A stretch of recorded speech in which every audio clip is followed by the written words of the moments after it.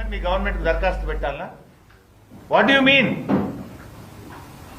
ఇది కనీసం ఎవడన్నా మెడ మీద తలకాయ ఉంటోటి చేసే పని ఇది?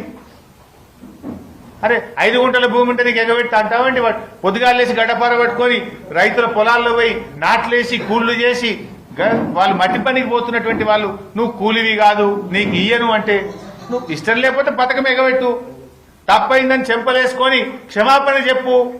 నేను 1 కోటి మందికి ఇస్తానా, ఇప్పుడు 10 లక్షలకే ఇస్తా, 90 లక్షల మంది రైతు కూలీలకు వ్యవసాయ కూలీలకు ఎగ్గొడుతున్నాను క్షమాపణ చెప్పు. Why are you playing blame game? ఒక అబద్ధాలు ఎందుకు చెప్తున్నావు? అన్ని మోసమే కదా. అన్ని పంటలకు బోనస్ అంటివి మోసం చేస్తేవి, 2 లక్షల మీద ఉన్న వాళ్ళకు కూడా 2 లక్షలు రుణమాఫీ చేస్తా అంటివి మోసం చేయబడుతుంది, రైతు భరోసా 15,000 అంటివి మోసం చేయబడుతుంది, పంటల బీమా అంటివి మోసం చేస్తేవి. లాస్ట్కు పాపంగా వ్యవసాయ కూలీలను కూడా మోసం చేయాలనా? రెక్కాడితే డొక్కాడని వాళ్ళు పొద్దున్నేసి చెమట చుక్కలను నేల మీద వడుస్తూ పనిచేసేటువంటి గా కూలీలకు కూడా కోతబెట్టుడు అవసరమా రేవంత్ రెడ్డి గారు?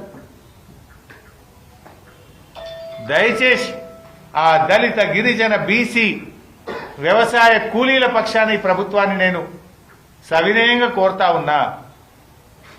మట్టి పనికి ఉపాధి హామీలో గడ్డపారబట్టుకొని పోతున్న ప్రతి కూలీకి కూడా ఇందిరమ్మ ఆత్మీయ భరోసా పథకాన్ని వర్తింపజేయండి. మీరు గ్రామ సభలు పెడితే బిడ్డ తిరగబడతారు, జాగ్రత్త అని కూడా హెచ్చరిస్తా ఉన్నా. మీరు పోయి ఊళ్ళల్లా గుంట సెంటు భూమి ఉన్నది నీకు ఇయ్యం, నీకు 5 గుంటలది నీకు ఇయ్యమంటే గ్రామ సభల్లో మీ అధికారుల మీద కూలీలు తిరగబడతారు, తస్మాత్ జాగ్రత్త అని చెప్పి కూడా నేను హెచ్చరిస్తా ఉన్నా. ఇది ఎక్కడ న్యాయం అండి? నిజంగా భూమి ఉంటే పంట పండితే పొద్దుగాల మట్టి పనికి ఎందుకు పోతాడు అతను? ఆకలి ఉంది కనుక కడుపు నింపుకోవడం కోసమే పొద్దుగాల లేచి పారబట్టుకొని గడ్డపార పట్టుకొని కూలికి పోతున్నాడు.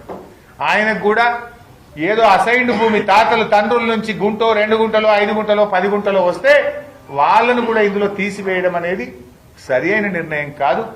ఎకరం లోపు భూమి ఉన్న వాళ్ళందరినీ కూడా వ్యవసాయ కూలీలుగా గుర్తించండి. ఇందిరమ్మ ఆత్మీయ భరోసా పథకం కింద వారికి రావాల్సినటువంటి లబ్ధిని చేకూర్చండి అని చెప్పి మేము ప్రభుత్వాన్ని డిమాండ్ చేస్తా ఉన్నాం. ఇకపోతే ఈ మధ్య బట్టి విక్రమార్క గారు గోబల్స్ను మించిపోతా ఉన్నాడు. ఆయన గోబల్స్ను కూడా మించిపోతున్నాడు. అసెంబ్లీలో అప్పుల విషయంలో అబద్దాలు మాట్లాడిండు. బీఆర్ఎస్ హయాంలో జరిగిన అప్పు కేవలం 4,17,000 కోట్లు మాత్రమే.